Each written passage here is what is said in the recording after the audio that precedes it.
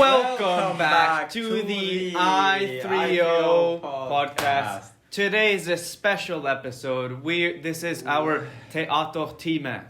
And we shall be reading an AI-generated play. We are with the international terrorists. Martino Linguini. The person that one's name does not speak. Mystery Woman. Mystery Woman.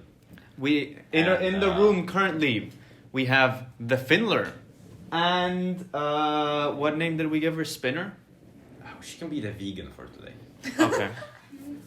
And we're waiting. We're also waiting on the voices in the walls. The bow? The barrel. Barrel? She's a barrel? She's a barrel. Okay, we're waiting for the barrel who will be barrel. acting out one of the... I think she'll be doing Farmer 2. If she's not here by the time we read her line, I'll be Farmer 2. No, it's one of Linguini the can main do characters. Farmer We two. need her. Farmer two. For now, though, we can discuss weapons of mass destruction. Oh, fun. I think so. What are your favorite weapons of mass destruction? Your mother. Sorry. With that said, I think we move on to the play. Okay. Act 1, Scene 1. The stage is set with a chicken coop at the center, surrounded by fields of corn and soybean. The sun is setting, and the sky is painted with beautiful shades of orange and pink.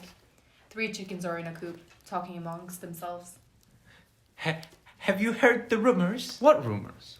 That the farmers are planning to sell us off to the meat market. That's outrageous. We need to do something about it. But what can we do? They're bigger, stronger, and armed. We can fight back. We can start a revolution and overthrow them. Yes, that's it. We can start a violent uprising and take back our freedom. Scene 2. The sun has set, and the moon is high in the sky.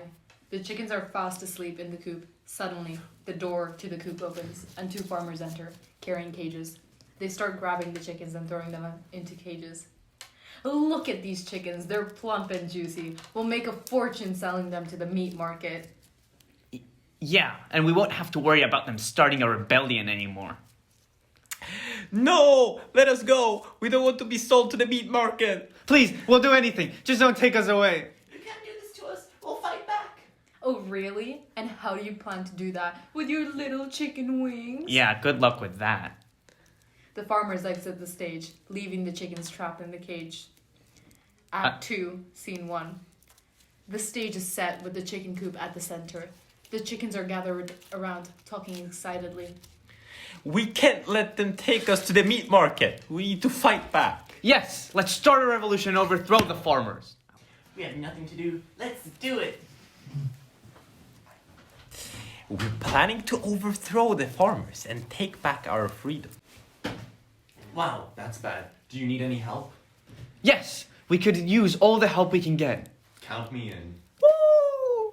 Scene 2. The stage is set with the chicken coop at the center, surrounded by the fields of corn and soybean. The sun is rising, and the sky is painted with beautiful shades of blue and purple. The chickens and minor character 1 are gathered around, discussing their plan.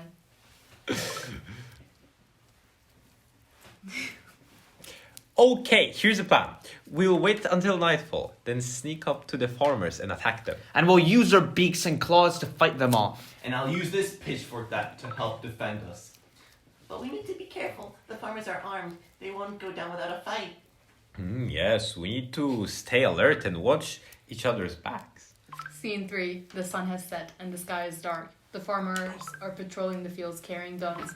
The chicken and minor character 1 are hiding in the shadows, waiting for the right moment to strike. Okay, this is it. Let's go. The chickens and minor character 1 rush towards the farmers, squawking loudly.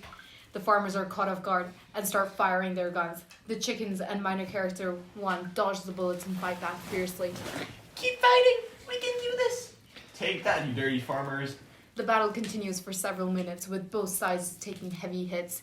Eventually, the chickens and minor character 1 emerge victorious. The farmers are lying on the ground, defeated. We did it! We won! Yeah, we show them what we're made of. I couldn't have done it without you guys. We made a great team. Act 3, Scene 1. The stage is set with the chicken coop at the center, surrounded by fields of corn and soybean. The sun is rising, and the sky is painted with beautiful shades of pink and orange. The chicken and minor character 1 are gathered around, celebrating their victory. We did it! We overthrew the farmers and took back our freedom. And we did it together. I'm glad I could be part of this. We're finally free from the cruel and unethical meat farm. Scene 2. The sun has set. The sky is dark. The chickens and minor character 1 are gathered around the campfire, sharing stories and laughing.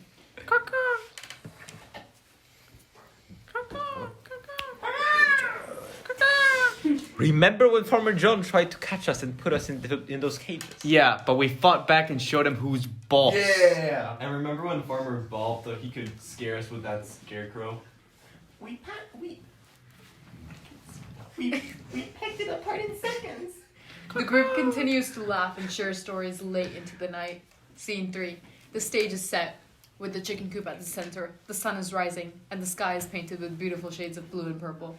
The chickens and minor character 1 are gathered around, basking in their newfound freedom. This is the life. Free to roam and pack at our leisure. And we don't have to worry about being sold to the meat market anymore. Smiling.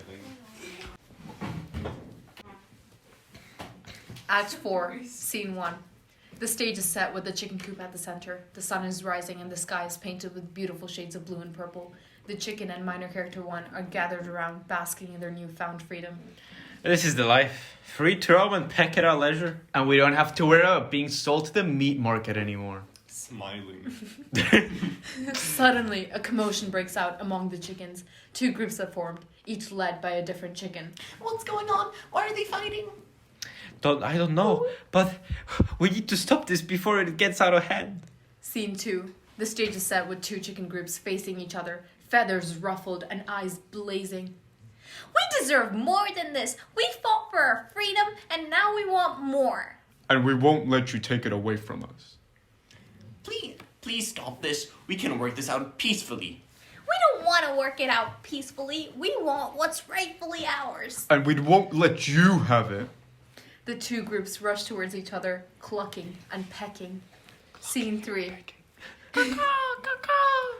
The stage is set with chaos reigning among the chickens. Feathers are flying and squawks and clucks fill the air. Stop this madness! We're tearing each other apart! I don't think they'll listen to us. It's a shame. We fought so hard for our freedom. And now we're fighting each other. Oh no. I think I'm going into the Yeah, I'm fine. This is such a plot twist. Minor character 1. Minor character 1. Such a plot. Please continue. What? We need to get her to safety. Wait, I'll lead the way. The group rushes off stage, leaving the chaos behind. Act 5, Scene 1. The stage is set with the chicken coop at the center. The sun is setting, and the sky is painted with beautiful shades of pink and orange. The chickens and minor character 1 are gathered around a nest, cooing and clucking over the newborn chicks. They're so small and fragile. They're a symbol of hope for the future. We need to find a way to put an end to the fighting. But how? The two sides are so divided.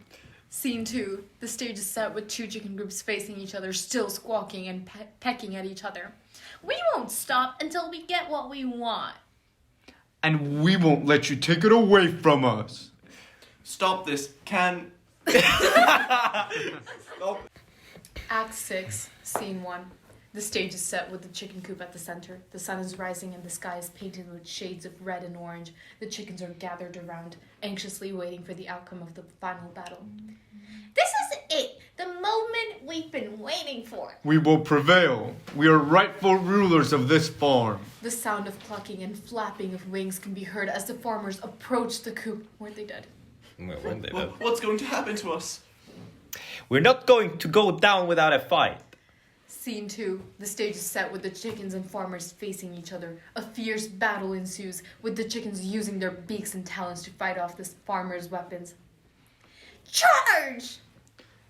The chickens rush towards the farmers, attacking them with all their might.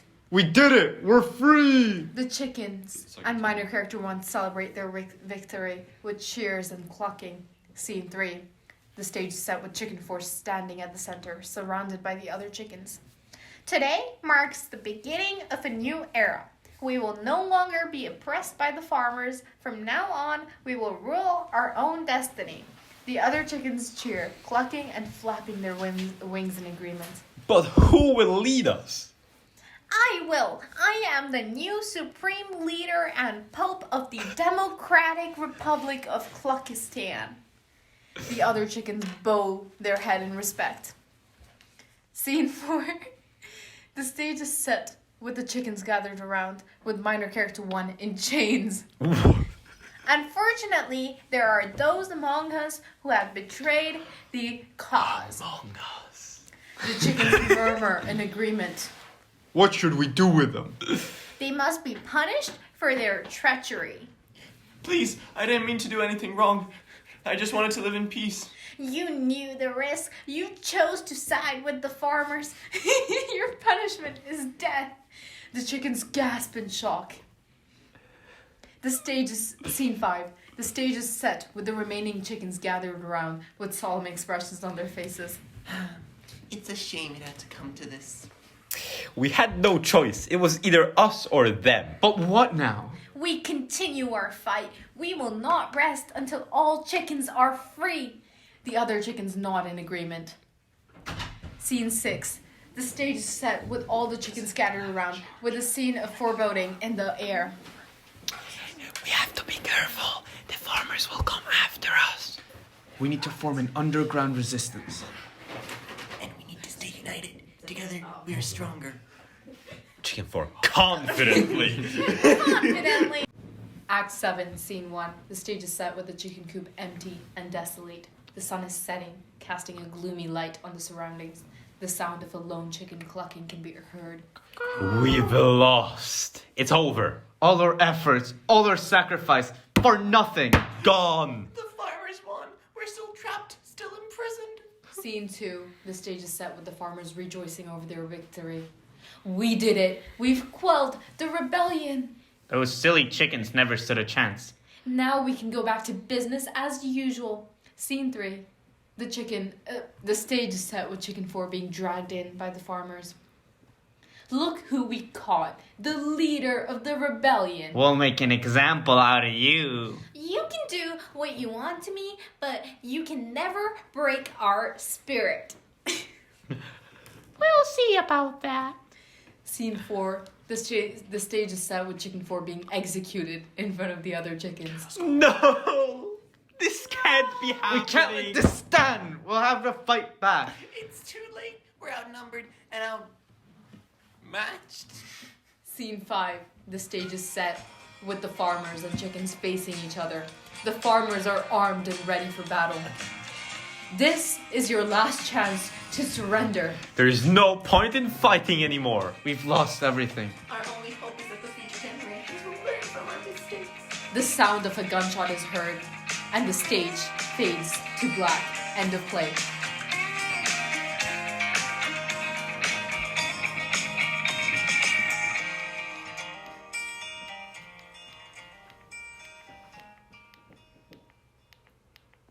So And what we're did the back. author mean by the chicken 1 saying, no, that can't be happening? I think it's very interesting that every scene starts with the stage is set with a chicken coop in the center, surrounded by whatever. I completely agree. You see, And then the you word see no has the negative final- connotations with saying that something will not happen. You see, the final stage though.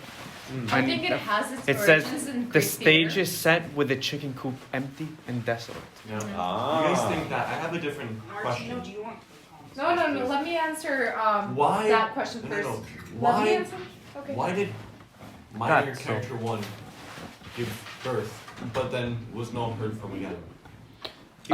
He was executed.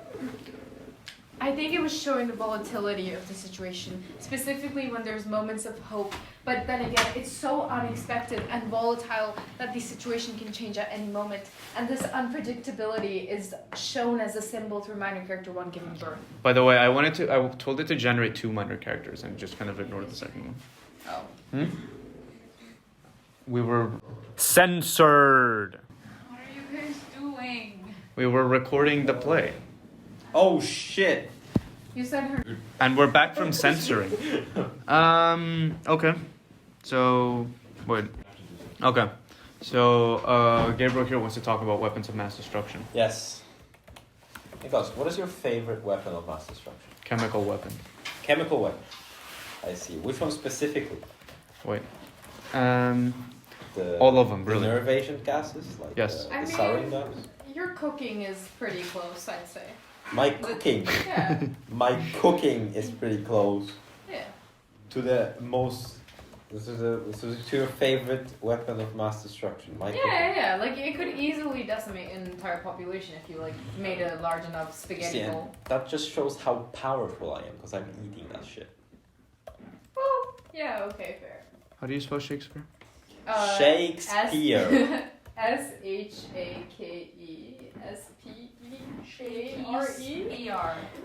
Or spare. Oh, shake Is it and then not? spear. Shakespeare. It's not Yeah, that it's not that hard. Spear. Fucking Sorry. shake and then spear. Shake the spear, motherfucker. Did you just curse in this household? Yes. Because I'm a bad boy. Okay. It's really having to think about this one.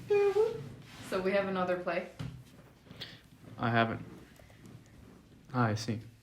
I like no ego, by the way. Introduction. Enter ChatGPT, a wise narrator who sets stage for a Shakespearean play about Gabriel's culinary misadventures. So, am I ChatGPT in this? Yes. Okay. ChatGPT. Hark, listeners. Oh, should I do a British accent, like a really bad Yes. one? Hark, listen. God. Hark, listen. Oh God, I can't do it. Liechtenstein?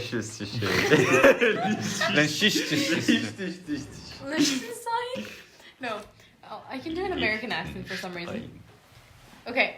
Hark, listeners, let us transport ourselves to a time of grandeur and Grandiloquence. Whoa. a time when the mere act of speaking was a performance art, and the stage was set for great deeds and great passions. In this world of yore, we shall witness a tale of woe and redemption, of hubris and humility. For our protagonist Gabriel has come to terms with the harsh truth: his cooking is bad.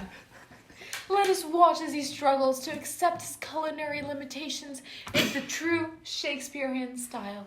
When you read this, just switch out Olivia for Nicholas. Or Nico. No, do it, Olivia. I don't know. You're gonna do it, Olivia. Fine, I'm actually You're Olivia. gonna do it, Olivia. Olivia, I'm gonna sound like I'm from Edinburgh. Act 1, the kitchen of woe. Kitchen of woe. Okay. This is us making popcorn. This is not every time we make popcorn, we fucking burn it. Enter Gabriel, a man of grand ambitions and limited culinary skills. He's stirring a pot of soup, which looks and smells less than appetizing. His co-host Olivia enters the kitchen and takes in great. What is that smell? It's my famous onion and garlic soup. Famous? I think you mean infamous. I know. I don't know what I'm doing wrong. I followed the recipe. I use the best ingredients, and yet it always turns out like this. Maybe it's time to accept that cooking is not your forte. What are you saying? That I'm a failure in the kitchen? That I should give up? No, I'm saying that you should try something else, something that you're good at. Maybe you're right. But I can't help feeling I'm letting myself down. I've always wanted to be a great cook. Like my grandmother. She could make mean lasagna. Mixing all the opium. I know, Gabriel, but not everyone is born to be a master chef. Maybe you just need to find your own niche. You're right. Maybe I should focus on something simpler. Like making sandwiches. Act 2, the culinary crisis. Enter Gabriel, now wearing an apron and wielding a knife. He is making a I've seen sandwich, this one before. but it looks more like a pile of ingredients than a coherent meal. Olivia enters the kitchen and looks at him skeptically. What are you doing? Making a sandwich? I can see that, but why does it look like you're trying to build a tower? Sorry. I'm trying to get all the flavors in there. You know, like they do in those fancy restaurants. Gabriel, this is not a fancy restaurant. This is a podcast studio. And that sandwich looks like a disaster waiting to happen. I don't understand. I followed the recipe. I used the best ingredients, and yet it's still not good. Maybe it's not about the recipe or the ingredients. Maybe it's about your approach. You're trying too hard to impress people instead of focusing on what makes something taste good. You're right. I've been so obsessed with making something that looks impressive that I forgot the most important thing, the flavor. Act 3, the Epiphany. Enter Gabriel, now wearing a contemplative expression on his face. He is holding a simple sandwich, but it looks and smells delicious. Olivia enters the kitchen and takes a whiff of the air. What's that smell? It smells amazing. I'm smiling. It's my new creation, the simple sandwich. I'm impressed. Well, that looks amazing. What did you do differently? I stopped trying to impress people and started focusing on what I like. I used simple ingredients like Heroin. bread, cheese, and ham, and added a few of my favorite things like honey, mustard, and avocado. It may not look fancy, but it tastes amazing. I am nodding. That is great, Gabriel. I'm proud of you for finding your own niche in the kitchen. Gratefully. Thanks, Olivia, and thanks for being there for me when I needed it. That's what co-hosts are for. The two share a moment of camaraderie before exiting the kitchen. ChatGPT. And so, dear listeners, we come to the end of the Shakespearean tale of culinary misadventures. For Gabriel, the journey was long and arduous, but in the end, he found his way to culinary redemption. Let this be a lesson to all. Sometimes, the simplest things are the most delicious. This was a beautiful story. Honestly, This is yeah. absolutely amazing. This was an This is like the absolutely happiest story gorgeous we've managed to write. I completely. Didn't you actually specify that it was supposed to be a sad story? Not really. No? I said the prompt was Or the- generate me a play about my podcast co-host Gabriel coming to terms with the fact that his cooking is bad in the style of Shakespeare. The style of Shakespeare. I think it's the fact that we told it to write in the style of Shakespeare that actually it wasn't like the chicken rebellion Why plan. did it name you Olivia? Did you? Oh, because you didn't specify. I your didn't give name. it. It's such a coincidence. I can't wait to tell Olivia. She was unwilling. My co-host. She unwillingly featured in her podcast as Gabriel's co-host. I kind of want to. Well, would you look at that? We're over the Oh time. my goodness. Oh, Would you look at the coinky dink? It lined up so well. Yeah. This has been our special teatro team. We'll be coming back with maybe properly scheduled, or maybe we'll chat No. GPT or next We script will as not. well. Now, play the outro.